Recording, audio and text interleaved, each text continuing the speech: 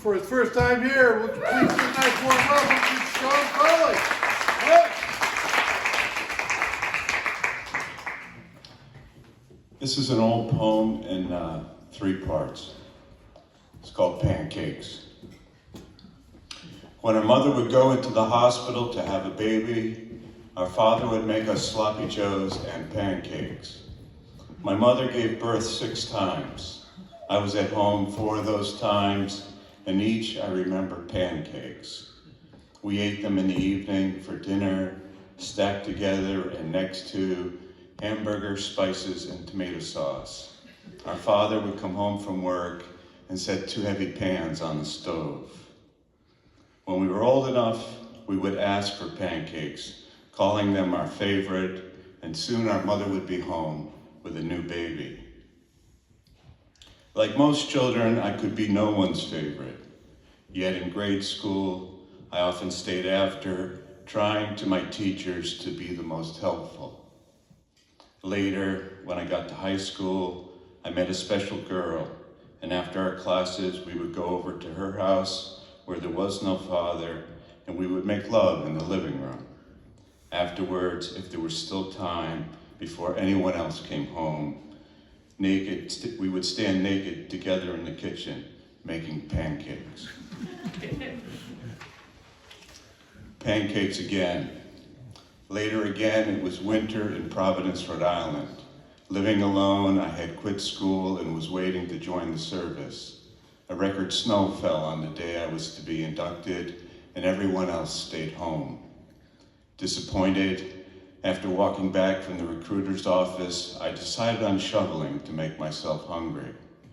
The building where I rented was on a corner, and I went all the way around, doing both driveways.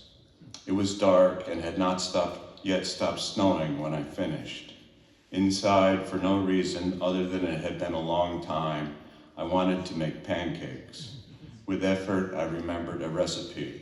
While mixing batter, the phone rang. On the other end was a woman who lived upstairs. I was surprised and young, but she went ahead and asked if I would sleep with her.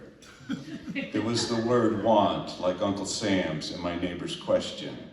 She said she had been watching me. She said she liked the way I shoveled snow. I saw myself reflected in a window, a wooden spoon held in one hand, the other cup beneath it, the phone pressed with one shoulder to my reddened ear.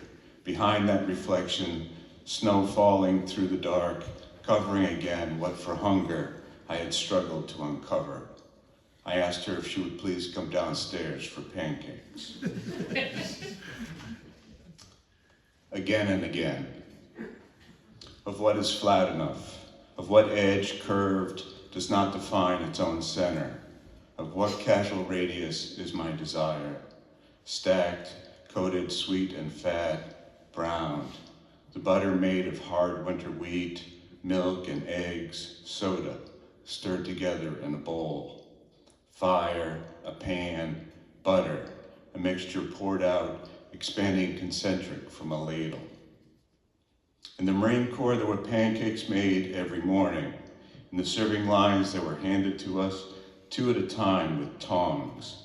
Each of us had served mess duty as recruits. Many, myself included, had helped mix batter, measuring flour from 50-pound bags. The recipe, posted on a stanchion, stated each ingredient and its proportion with the coda that these be considered as orders.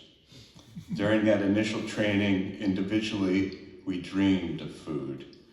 Though fed thrice and squarely, we were all hunger and infantry, obedient as good children.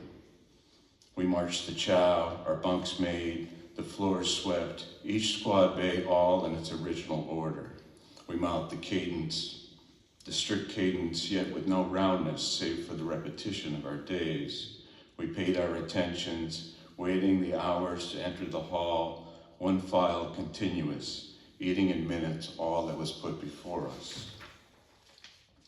During that hollow time, no woman who had ever desired of me returned home bearing new life. I was awakened early and was hungry and ate. Within hours, hungry again, I lined up once more with my brothers to be fed. I was the child waiting by the hot pan, my plate ever empty, I held it out to be filled, and it was filled over with the round cakes of absence. I and my brethren were soldiers so young, every morning fattened to our elbows. Temporally sated, each in his turn would rise up, again the sun, again embracing the flooded earth, only to fall in, the morning still dark, the lone hall surrounded by many barracks. So I would respond to a tone of voice, and we formed over column and file, joining again our squads and rifles.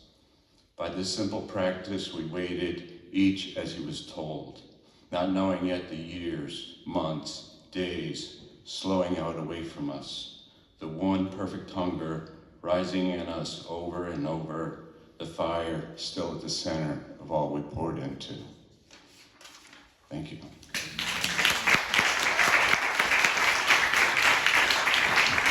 John Foley.